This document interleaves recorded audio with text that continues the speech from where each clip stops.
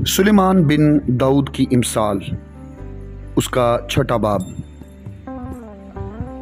اے میرے بیٹے، اگر تو اپنے پڑوسی کا ضامن ہوا ہے، اگر تو ہاتھ پر ہاتھ مار کر کسی بیگانہ کا ذمہ وار ہوا ہے، تو اپنے ہی منہ کی باتوں میں پھنسا، تو اپنے ہی منہ کی باتوں سے پکڑا گیا۔ سو اے میرے بیٹے، چونکہ تو اپنے پڑوسی کے ہاتھ میں پھنس گیا ہے، اب یہ کر کے اپنے آپ کو بچا لے جا۔ خاکسار بن کر اپنے پڑوسی سے اصرار کر۔ تو نہ اپنی آنکھوں میں نیند آنے دے اور نہ اپنی پلکوں میں جھپکی۔ اپنے آپ کو ہرنی کی مانند صیاد کے ہاتھ سے اور چڑیا کی مانند چڑی مار کے ہاتھ سے چھڑا۔ اے کاہل، چونٹی کے پاس جا، اس کی روشوں پر غور کر اور دانش مند بن، جو باوجود کہ اس کا نہ کوئی سردار ہے، نہ ناظر، نہ حاکم ہے، گرمی کے موسم میں اپنی خوراک مہیا کرتی ہے اور فصل کٹنے کے وقت اپنی خورش جمع کرتی ہے۔ اے کاہل، تو کب تک پڑا رہے گا؟ تو نیند سے کب اٹھے گا؟ تھوڑی سی نیند، ایک اور جھپکی، ذرا پڑے رہنے کو ہاتھ پر ہاتھ۔ اسی طرح مفلسی راہزن کی طرح اور تیری تنگ دستی مسلح آدمی کی طرح آ پڑے گی۔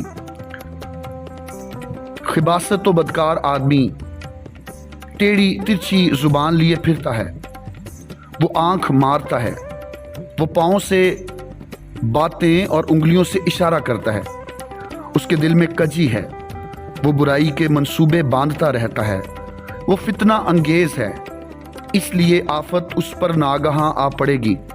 وہ یکلخت توڑ دیا جائے گا اور کوئی چارہ نہ ہوگا۔ 6 چیزیں ہیں جن سے خداوند کو نفرت ہے، بلکہ 7 ہیں جن سے اسے کراہیت ہے: اونچی آنکھیں، جھوٹی زبان، بے گناہ کا خون بہانے والے ہاتھ، برے منصوبے باندھنے والا دل، شرارت کے لیے تیز رو پاؤں، جھوٹا گواہ جو درگوئی کرتا ہے اور جو بھائیوں میں نفاق ڈالتا ہے۔ اے میرے بیٹے، اپنے باپ کے فرمان کو بجا لا اور اپنی ماں کی تعلیم کو نہ چھوڑ۔ ان کو اپنے دل پر باندھے رکھ اور اپنے گلے کا توق بنا لے۔ یہ چلتے وقت تیری رہبری اور سوتے وقت تیری نگہبانی اور جاگتے وقت تجھ سے باتیں کرے گی، کیونکہ فرمان چراغ ہے اور تعلیم نور اور تربیت کی ملامت حیات کی راہ ہے، تاکہ تجھ کو بری عورت سے بچائے، یعنی بیگانہ عورت کی زبان کی چاپلوسی سے۔